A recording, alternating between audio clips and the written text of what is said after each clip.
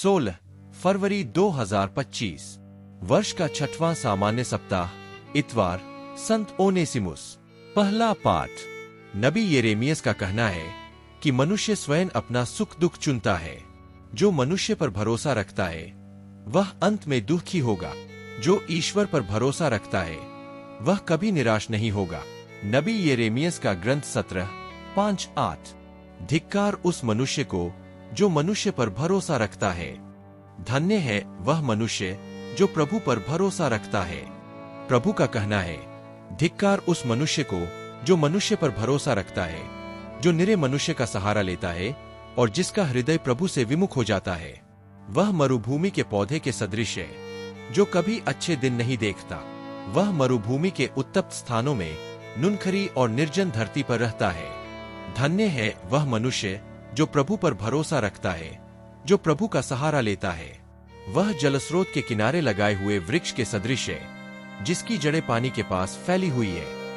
वह कड़ी धूप से नहीं डरता, उसके पत्ते हरे भरे बने रहते हैं। सूखे के समय उसे कोई चिंता नहीं होती, क्योंकि उस समय भी वह फूलता है।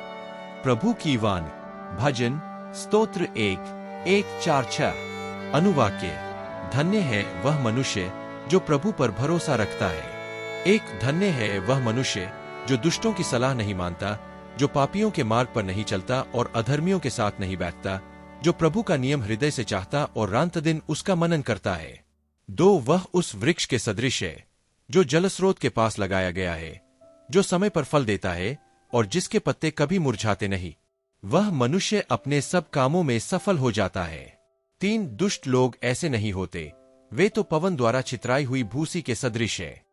प्रभु धर्मियों के मार्ग की रक्षा करता है, किंतु दुष्टों का मार्ग विनाश की ओर ले जाता है। दूसरा पाठ। ईसाई धर्म की सच्चाई इस बात पर निर्भर रहती है कि यीशु वास्तव में जी उठे हैं। यदि यीशु नहीं जी उठे तो हम भी जी नहीं उठेंगे और हमारा विश्वास व्यर्थ होगा। यदि यीशु नहीं जी उठे तो वह ईश्वर के पुत्र नहीं है और हमारे पापों का प्रायश्चित नहीं हुआ है। कुरिन्थियों के नाम संत पौलुस का पहला पत्र 15:12-16-20। यदि मसीह नहीं जी उठे हैं तो आप लोगों का विश्वास व्यर्थ है। यदि हमारी शिक्षा यह है कि मसीह मृतकों में से जी उठे हैं, तो आप लोगों में से कुछ यह कैसे कह सकते हैं कि मृतकों का पुनरुत्थान नहीं होता? यदि मृतकों का पुनरुत्थान नहीं होता तो मसीह भी नहीं जी उठे हैं। यदि मसीह नहीं जी उठे हैं तो आप लोगों का विश्वास व्यर्थ है और आप अब तक अपने पापों में फंसे हैं। इतना ही नहीं, जो लोग मसीह के विश्वास में मर गए हैं वे भी विनष्ट हो गए हैं। मसीह पर हमारा जो भरोसा है, यदि वह इस जीवन तक ही सीमित है तो हम मनुष्यों में से सबसे अधिक दयनीय हैं। किंतु मसीह सचमुच मृतकों में से जी उठे हैं। जो लोग मृत्यु में सो गए हैं उनमें से वह सबसे पहले जी उठे हैं। प्रभु की वाणी। जय घोष।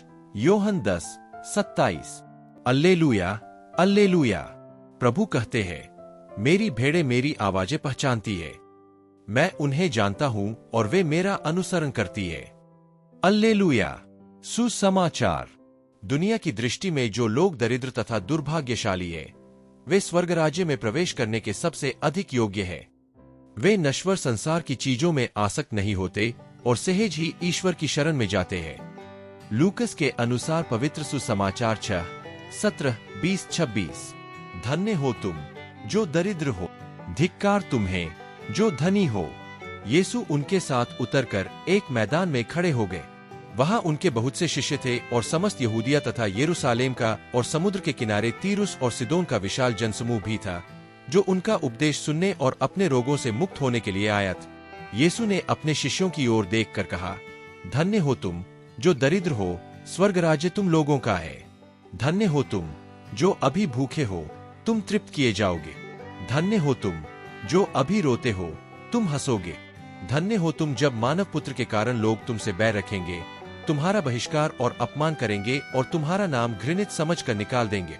उस दिन उल्लसित हो और आनंद मनाओ, क्योंकि स्वर्ग में तुम्हें महान पुरस्कार प्राप्त होगा। उनके पूर्वज नबियों के साथ ऐसा ही किया करते थे। धिक्कार तुम्हें जो धनी हो, तुम अपना सुख चैन पा चुके। धिक्कार तुम्हें जो अभी तृप्त हो, तुम भूखे रहोगे। धिक्कार तुम्हें जो अभी हंसते हो, तुम शोक करोगे और रोओगे। धिक्कार तुम्हें जब सब लोग तुम्हारी प्रशंसा करते हैं। उनके पूर्वज झूठे नबियों के साथ ऐसा ही किया करते थे। प्रभु का सुसमाचार। मनन चिंतन। पहला पाठ हमें याद दिलाता है कि केवल मनुष्यों पर निर्भर रहने से हमें हानि हो सकती है, क्योंकि मनुष्य अनिश्चित और अस्थिर हो सकते हैं। ईश्वर पर भरोसा। जो लोग ईश्वर पर भरोसा करते हैं, उन्हें कठिनाइयों का सामना करते हुए भी आंतरिक शक्ति और संतोष मिलता है। यह विश्वास उन्हें कठिन समय में भी स्थिर और सुरक्षित रखता है। उदाहरण, जलस्रोत के किनारे लगे वृक्ष के उदाहरण के माध्यम से यह स्पष्ट किया गया है कि ईश्वर पर भरोसा रखने वाले व्यक्ति कठिन समय में भी फलते फूलते रहते हैं और उन्हें किसी भी स्थिति में चिंता नहीं होती। दूसरा पाठ से हम समझते हैं पुनरुत्थान का महत्व। यदि मसीह का पुनरुत्थान नहीं हुआ होता तो हमारा विश्वास और हमारे पापों से मुक्ति निरर्थक हो जाती।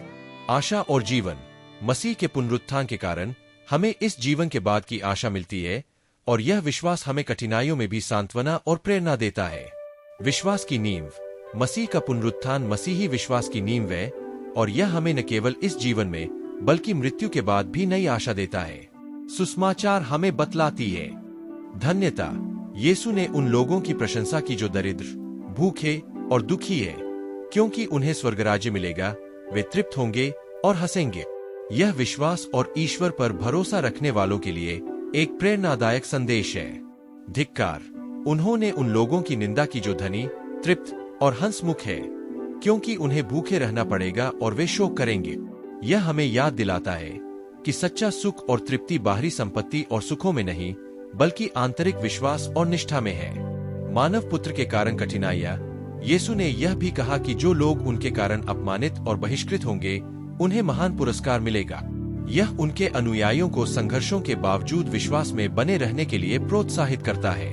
इस उद्धरण से हमें यह सीख मिलती है कि सच्चा सुख और तृप्ति हमारे विश्वास और निष्ठा में है, न कि भौतिक संपत्तियों में। इसी तरह प्रतिदिन के बाइबल पाठ को सुनने और आशीष पाने के लिए ट्रू गॉस्पेल चैनल को लाइक, शेयर और सब्सक्राइब करें। ईश्वर आपको और आपके परिवार को आशीष दे। धन्यवाद।